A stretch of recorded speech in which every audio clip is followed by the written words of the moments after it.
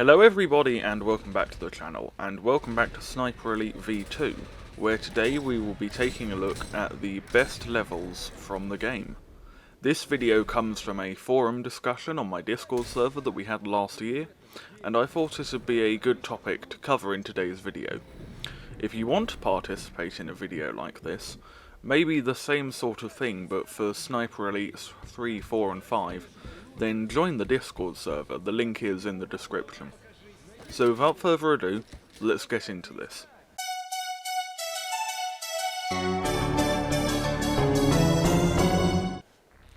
Sniper Elite V2's levels are quite unique within the series, as they follow much more linear layouts, as opposed to the huge open sprawls that Sniper Elite is now known for.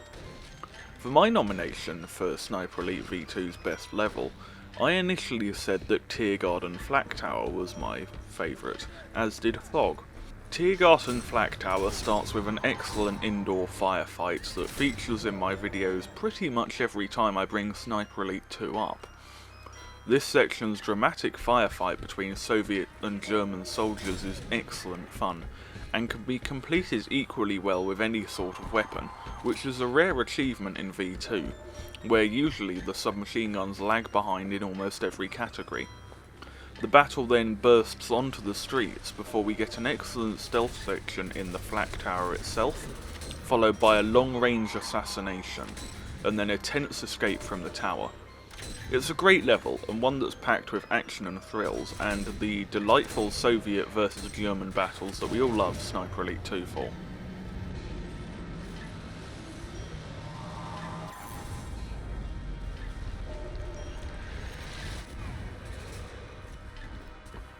The one thing that made me change my mind, however, is that there really isn't an awful lot of proper sniping in this mission, which is why I nominate Kreuzberg Headquarters as my favourite mission, as did Mace. Kreuzberg is a love letter to sniping, featuring a masterfully designed first encounter, where within the space of only a few minutes, you'll have tackled a Soviet tank, 2 snipers and waves of elite infantry troopers. Then, you assault a heavily defended command post and then immediately repel another wave of attackers, before the level's final act, a dramatic cat and mouse duel between Karl and an elite squad of enemy snipers. This level is a brilliant snipers level, featuring pretty much every imaginable scenario, at ranges a bit longer than you usually see from Sniper Elite V2, which is really great.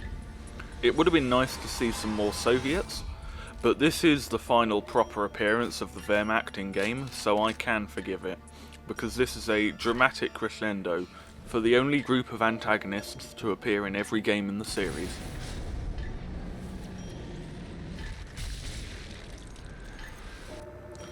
Harold Hawkins makes a case for Copernic launch site to be the best level in the game, and I think that this is fair enough.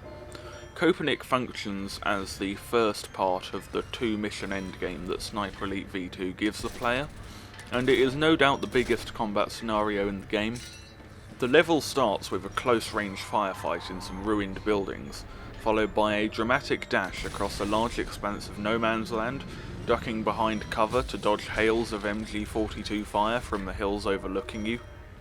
You can shoot the MG42 gunners here, but they respawn, so you're really intended to sprint from cover to cover, which is excellent. Then you get a great stealth section through the trenches, followed by a sniper duel, and then the final firefight of the level happens, where you must defend a tiny room from waves upon waves of crack Soviet troopers, before shooting the titular V2 in the short time between fueling and launch. This level works brilliantly because it combines stealth, firefights and sniping in perfect quantities to create an absolutely brilliant level.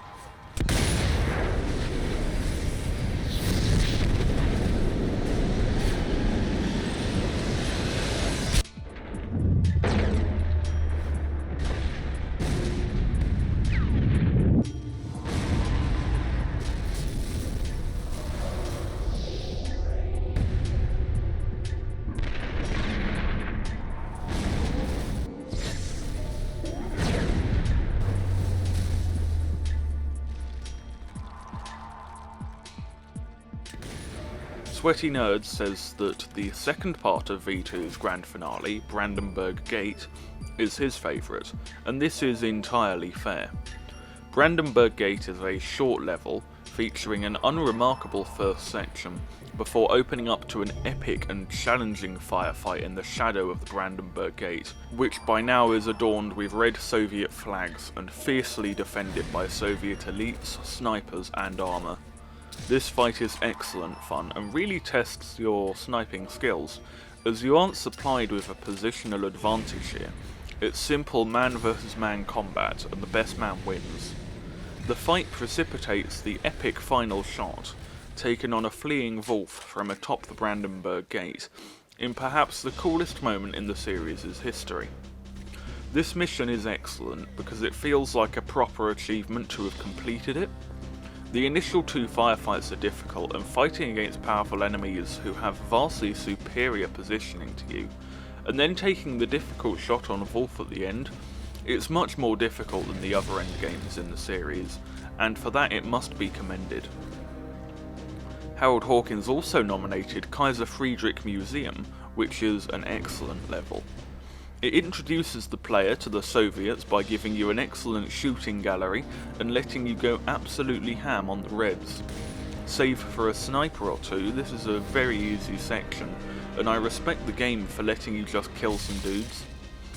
After a small stealth section and some back alleys, the level introduces the player to the Mosin Nagant, the series staple that has been an absolute beast ever since, and a rifle that in terms of sniper elite is arguably more iconic than the Kar98K. We then blast through some more Ruskies, before infiltrating the museum itself, which is defended by the Germans. This section can be done with stealth and cunning, or brute force and automatic fire, and it's equally viable to do it both ways, which is a rarity for V2.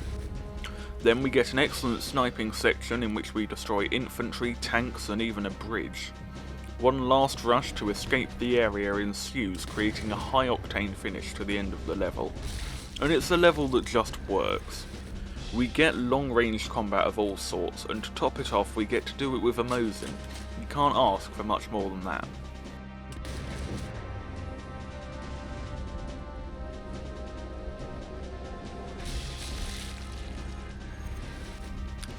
Kulacek says that their favourite is Schenberg Convoy, which is a very interesting choice. Schenberg Convoy starts off with a great sniper's alley along a wide open street, before doing the exact same thing again, except this time you aren't afforded a cushy power position. As the first proper level in the game, this is a great way to introduce the player to fighting from a poor position, and something that V2 has you doing a lot. We then get to climb up to a god tier power position to ambush a convoy carrying a Nazi scientist. This level serves well at being a super subtle tutorial that introduces the player to any and every type of long range fight, which is what V2 is all about, and it's a delightful level because of it. Thank you everyone for watching the video. Remember to like, subscribe and comment. It costs you nothing and it's a great way to help out the channel. Stay safe and goodbye.